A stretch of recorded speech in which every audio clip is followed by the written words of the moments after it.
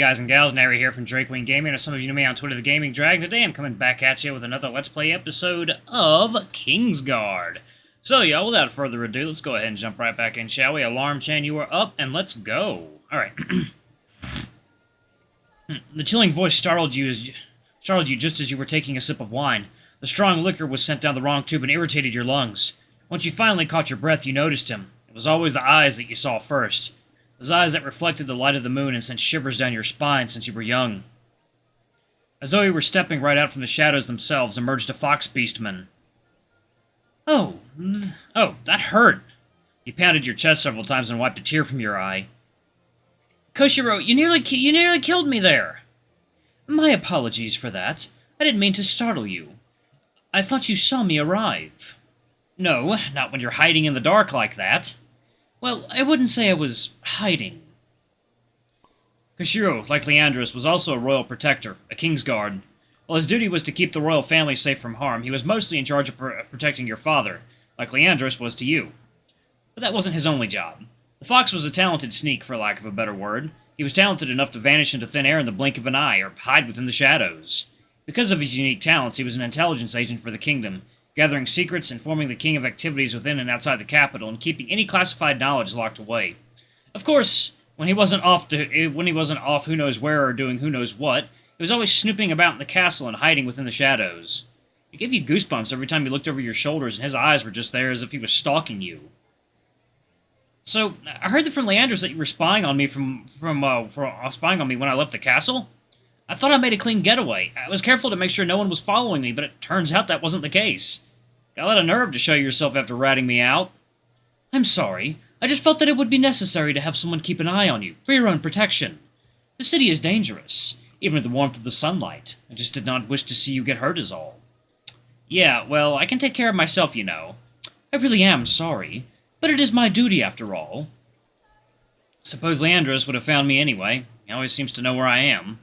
To be honest, I didn't even know you were still in the capital. It's been a few weeks since I've seen you. My apologies. I hope I didn't worry you. I wouldn't say I was exactly worried. Koshiro was kind of aloof at times. Of every person you've ever met, you could never get a read on him. Some people showed their intents in their body language, the way they spoke, their emotions and expressions, but Koshiro, he was an absolute enigma from the day you met him. You're about 6 or 7 years old when he was brought to the castle. You didn't exactly know the reason why, other than he was supposed to be a Kingsguard for your father. Why he hadn't had one up to this point you didn't know, or maybe you had forgotten. Either way, even Leandros was appointed your protector from the moment of your birth. He never talked of his past, no matter how much you inquired, and his emotions always seemed to be in check or rather muted. Still, you never really had a problem with him. He mostly kept to himself, never complained, and he was always willing to listen. Though, because of his distant nature, the castle servants were always a little wary of him, dubbing him the Faceless One, because he never showed his true emotions no matter what. It was only really recently that he started to show any emotion, and you noticed seemed to be the only with you around. Okay. Is everything to your liking so far? The king spared no expense this year. I heard that the royal treasurer had cried himself to sleep every night while writing in his ledger. I'm surprised father didn't just invite the whole kingdom into the castle. Well, I suppose that might have been doable given enough time. Sending out invitations to everyone wouldn't have posed much of a problem with gossip through word of mouth, but the real problem would have been how to get everyone into the castle.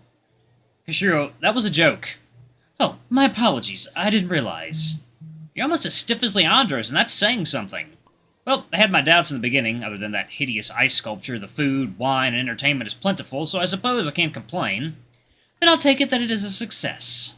May I ask you, why are you out here, though? Surely the guests must be eager to converse with you.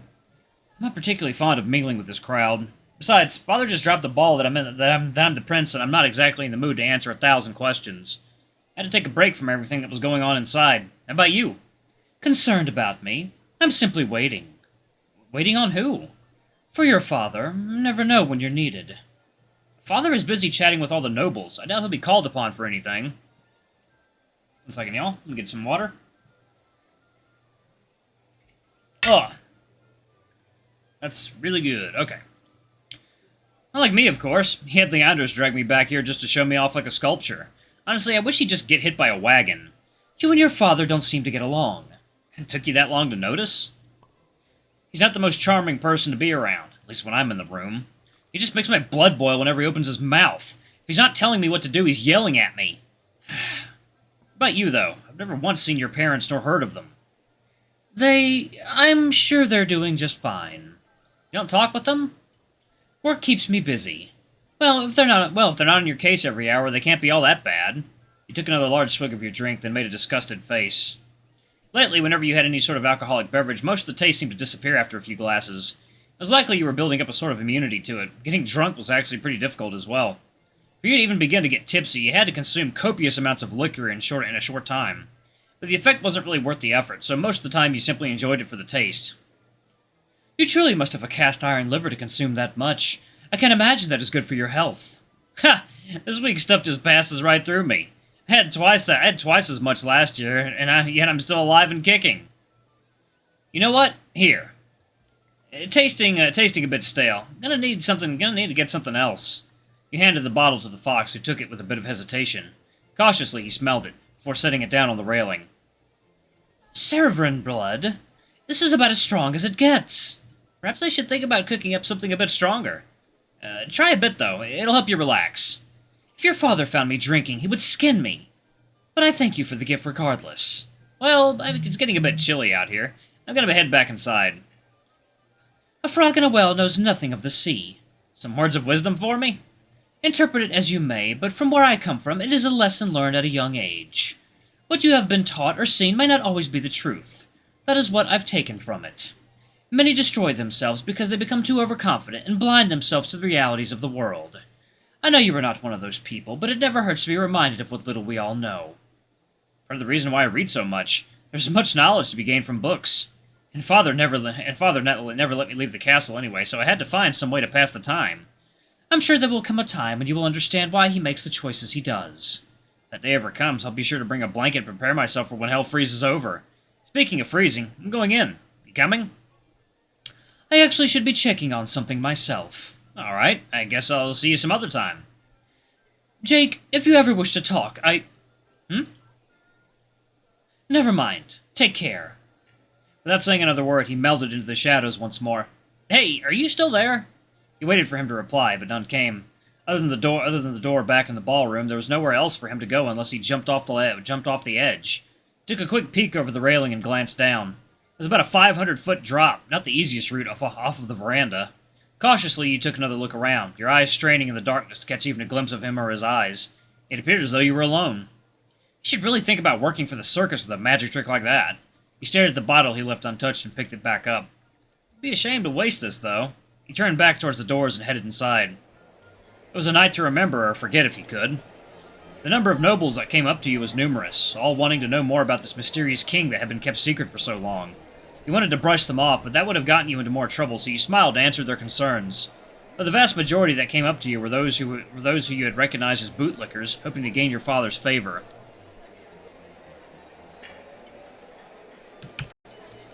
Though the vast majority that came up to see you were those who had recognized as bootlickers, hoping to gain your father's favor. Their humility was rather sad to see, knowing that they were only here in the hopes to boost their own social standing. The crowd parted as a tall figure started his way towards you. Your eyes narrowed as you met with his, and your heart began to beat faster and faster. Despite his age, with his graying hair and slightly wrinkled face, the king walked with a sturdy gait and a strict face.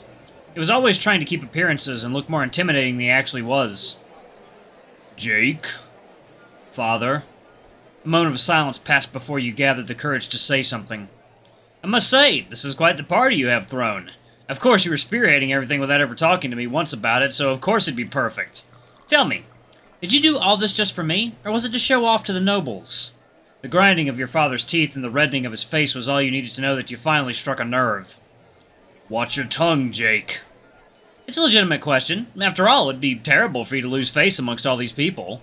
And that awe-inspiring speech. I'm sure that you really impressed the guests with that one. If you weren't too busy cavorting around the city like a damn dog off its leash, you'd have been here to practice the speech I prepared. Of course, I had to make revisions because of your negligence. Well then, I apologize everything didn't go your way. Truly, I am deeply sorry. If you were truly sorry, you'd watch your tone with me. Now, I have someone to introduce you to, so be on your best behavior. Your father's stern face softened as he turned to greet two nobles who appeared in his wake. At first glance, they appeared to be a couple. A couple of guys. No. Lord Bennett and Lady Javine, this is my son, Jake. Oh, the illustrious man of the evening! Your father has told us so much about you. It's good to finally meet in person. And just look at you, so handsome as well. I can see where he gets the looks from. You wanted to roll your eyes, but decided to keep things as drama-free as you could, at least until you could get away. You shook Bennett's hand with a firm grip and got down on one knee to gingerly kiss a large gemstone ring stuck on Javin's... Javin's? How do you say that? How do you fucking say her name? Javine's index finger. Your father noticed the bottle of wine still in your hand and raised an eyebrow while you just smiled back. If he thought you were just going to play nice and follow his rules, you had another thing coming. You could be on your best behavior and still be a thorn in his side. I thank you for traveling all this way just to attend my birthday. Well, when the king sends out invitations, you can't just say no. As soon as I heard that the coronation would be following soon after, I just had to make time for it. I'm certain there were plenty of other important duties you had to attend to make the journey out here. Nonsense! It is my pleasure to be here and be graced by the king and prince themselves. But I'm sure the journey must have been quite arduous, especially with all the bandits on the road, and the rough trip through Havana Pass. I would have traveled through the further edge of the world just to be here. Must be nice to be able to leave home. After all, I've never left the city before. Father says it's quite dangerous out there, full of nasty little... A prince must remain home in order to watch over the kingdom. After all, your duties to the nation should come first before all else. Isn't that right? But it is quite difficult to understand the intricacies of how to run a kingdom without first venturing out to witness it firsthand. And that is why you have your council to guide you.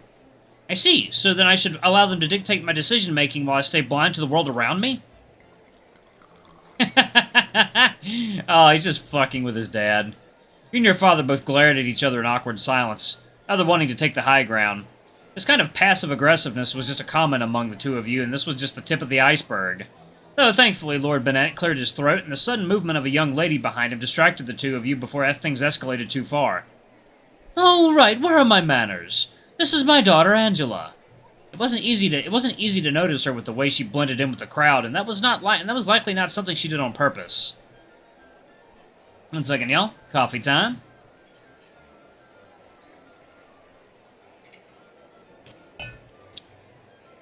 Alrighty. It'd be nice to see what these people look like. Bennett moved out of the way to introduce her. She gave a quick curtsy while you ignored your father to bow back. She didn't have much of a presence for herself, despite how extravagant her gown and jewelry was. It was as though it wore her rather than the contrary. Without a portrait to remind you, she seemed almost forgettable, and you guessed that was likely the reason why she wasn't introduced earlier. She kept her gaze to the floor and her hands on her back as she swayed ever so slightly. Angela will be turning 20 this year, come late fall. I see. Time certainly does fly right on by, doesn't it? If I do recall, the last time the two of you visited, I don't believe she accompanied you. This will be your first visit, is that correct? Yes, my liege. I wasn't able to travel because I was so sick, so for me to be here is truly a dream.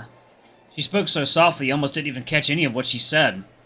In that case, Jake, why don't you give her a tour of the castle? That is, if you don't mind. He held back a scowl and forced a smile. Yes, I would love to. Excellent. I trust that is also okay with you as well? I believe that sounds like a marvelous idea. What better way to introduce the two of them? I'm sure they'll get along quite fine. Well then, the two of you enjoy yourselves. Father gave you one last glare before ushering Bennett and Javine into this far side of the room, likely to speak of more political matters. So this is what Leandros meant by he had something that he wanted to talk to you about. Another setup. You hadn't told your father of your preferences yet, that you had eyes for men. But how could you? A stern man such as him never strayed from tradition and what he felt was right for you in the kingdom. You could never let him know. He, who on a monthly basis would send word out for you to find a suitable partner. All women, of course. Part of you wished, though, you weren't an only child, then the pressure wouldn't have been on you to become king and find a suitable queen. The girl still had her eyes to the floor as she fiddled with her dress. Of all the women that your father tried to set you up with, he chose someone this weak and feeble-looking. But at least she wasn't headstrong and blunt. They were near impossible to get away from. You could deal with this one easily enough. So, do you drink? Oh, no, not really. I mean, my father sometimes lets me have a little wine, only during special occasions, though. Well, I would say that tonight is a very special occasion, wouldn't you? He waved over a servant with a tray of drinks and plucked 2 glasses. After swirling one around in your hand and taking a quick sniff, a sly grin spread across your face. Well, it wasn't anything as strong as Cereveran blood. Someone so inexperienced in wine tasting might be knocked off their feet in just a few sips. This one is truly a sublime vintage and one of my personal favorites. If Brahm knows anything, it's that they know how to make a fine white wine. It was crafted in the Third Era, right before the grape famine that erased an entire subspecies from the land, so very few bottles still exist in the world. I see. Try it. I think you might like it. You handed the cup out to the lady, and she cautiously took it in both hands. You quickly guzzled down your glass in one single gulp and finished with a satisfying ah. She stared deeply into the liquid before gingerly taking a sip. It might have been a bit strong as one hand went to her throat. There are plenty of others out there that have been crafted in an attempt to imitate its subtle flavor and mellowness, but none come close to the original. Cough, cough, cough. Yeah, if I cough right now, I'm actually going to have a coughing fit, probably, so we're not going to do that. Well, it certainly is distinct. You don't like it?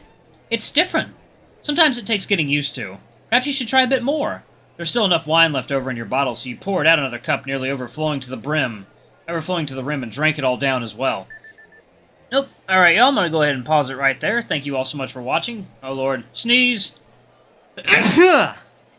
Oh, Lord. Thank you all so much for watching. Don't forget to like, comment, subscribe, ring that notification bell. Leave a super thanks or a tip if you can. It always helps. Until the next video, I love you all. I'll see you next time. Bye-bye!